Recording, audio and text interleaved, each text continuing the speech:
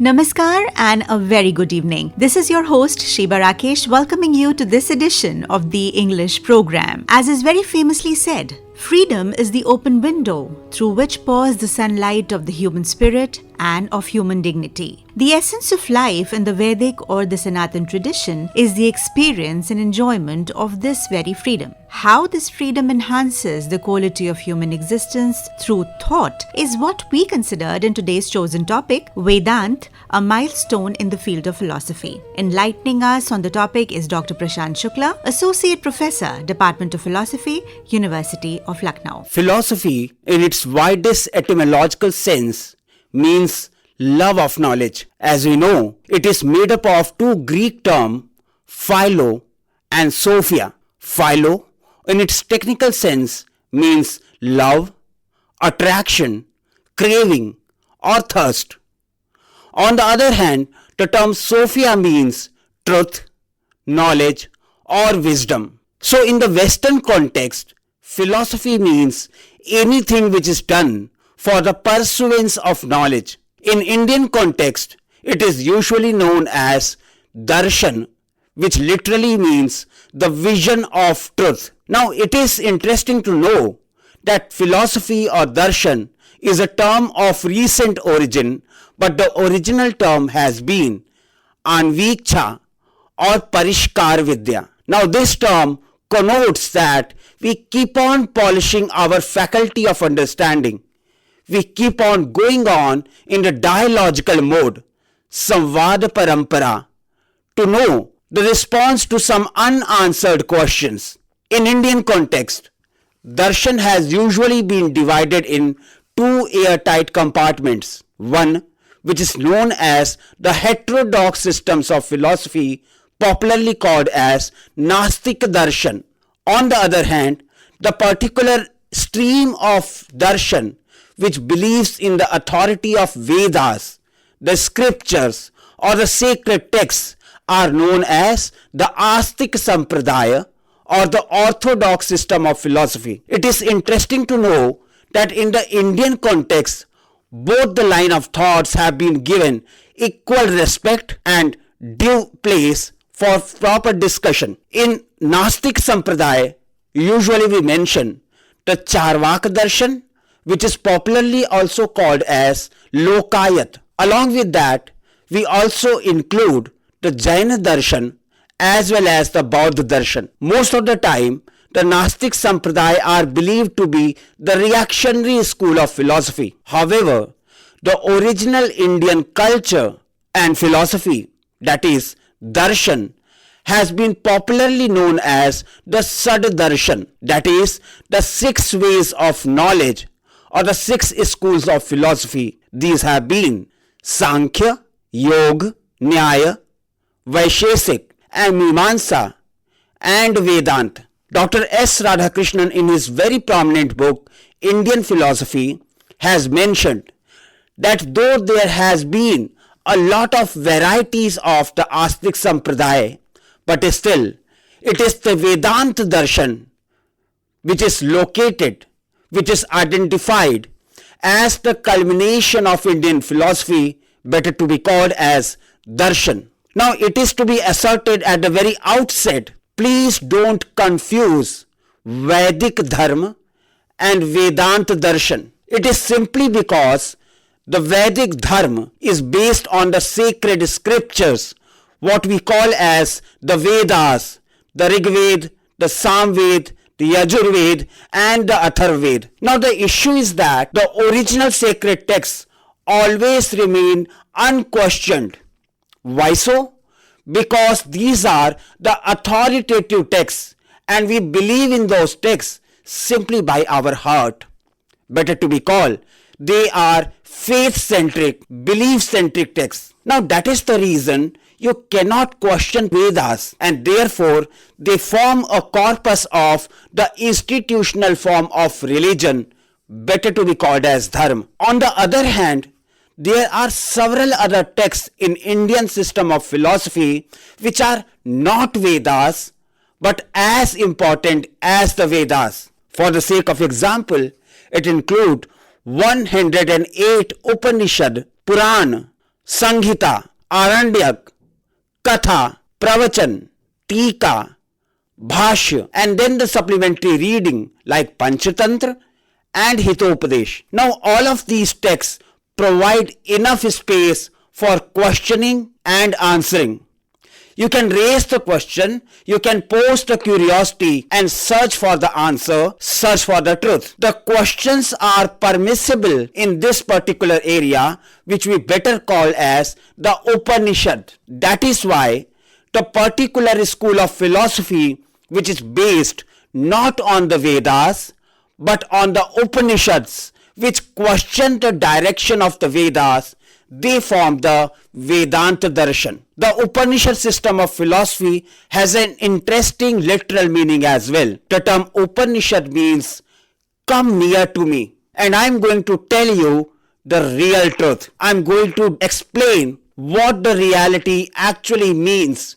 In other words, I will give you the wisdom. So most of the time in ancient Gurukul, the teacher usually scrutinize all the students and find out the people who had a refined understanding, a better understanding. The teacher used to train them further in the Parishkar Vidya so that they can go on the higher pedestal of knowledge. It is precisely at this spot that the Upanishadic dictums were discussed. The grand narratives which were presented in the Vedas, like what we call as Mahavakya, Sat Chit Anand, Aham Brahmasmi, Sarvam Khalu Idam Brahma, Nihna Nasti Kinchan, and Ayam Atma Asi. All of these explain that there is no multiplicity but only one reality. You are that reality. There is no other God but you are the God. And in the case of knowledge, you get liberation, which is the state of infinite reality, infinite consciousness, and infinite bliss. And remember, bliss should not be confused with happiness. It is what is supposed to be desirable, not the desired. And we most of the time confuse the desired with the desirable. Let me cite an example to clarify this understanding. There are some people who are smokers. They know that they are desiring to smoke, but at the core of their heart, they realize that smoking is not desirable. So it is not necessary that anything which gives you pleasure, anything which gives you happiness is also desirable. The knowledge actually tells you what is desirable and what is not. The layman, common man, most of the time confuses the pleasure with the bliss. In fact, the bliss is a stage, moksha, which consists of neither sukh nor dukh, neither success nor failure. So the stage of liberation is just like a state of deep sleep. In fact, in deep sleep, neither you get happiness nor you get sadness. Neither you get something nor you lose something. But despite the fact, the reality is, once you get up from the sleep, you feel calmness or sereneness. You want to go back to the same stage. But the problem is, if somebody asks you, what did you feel? What did you experience in that particular stage? You are left without words. And that is the beauty of that particular stage, what is called as liberation. That particular stage is the stage of bliss, the stage of realization of ultimate truth. Now these are the grand narratives which are mentioned in the Vedas. But here comes the Upanishads, which carry on some genuine question on the Vedic dictum. For the sake of example, what is God? If I am the God, then why so much exercise? I mean, I am already the God, so why should I make any attempt to realize God? And if I am not God, I can never become the God. So what do we actually mean by reciting the dictum Tat Tvam Asi? Is there any confusion? Is there any misinterpretation? And if there is any misinterpretation, what is the clarified knowledge? what we call as Parishkar Gyan. It is in response to this question that the different school of Vedanta culminate. We realize that the basic question is the same for all the Vedantic Sampradaya. That is, what is the nature of relationship between self, God and the Word? That is, Atman, what we call as Jiva, Brahma, what we call as God, and Word, what we call as Jagat. So, Jiva, Jagat, Brahma Sambandh is the core of Vedanta system of philosophy. Well, there are different schools which give different kind of interpretation of the same Vedic dictum. There is Shankaracharya, who propounded the Advaita Vedanta, where he says the Brahma is exactly the soul. There is absolutely no difference. Neh nanantanasti kinchan. And once he has been asked to describe the nature of liberation, he says, neti neti. This is neither this nor that. This is a particular kind of relationship which is called as identity relationship, because the God and the soul are exactly alike. The difference is only the realization of the capacity of the soul, because of which it feels that it is limited, where it is not. Now, apart from Shankaracharya, the other school of Vedanta Sampradaya has been propounded by Madhavacharya, who gave his Dvaita Darshan or the dualist Vedanta. Madhavacharya says the God and the soul can never be one. They are two. And that is the beauty.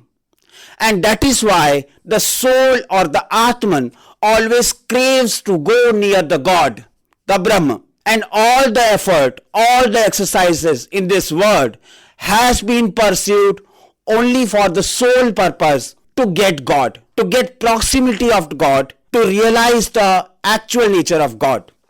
And finally comes Ramanujacharya, who proposed his unique system, better to be called as Vishishta Dvaita.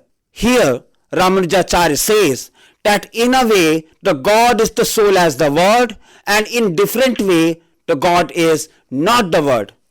It is the same kind of relationship as I have with my own hand.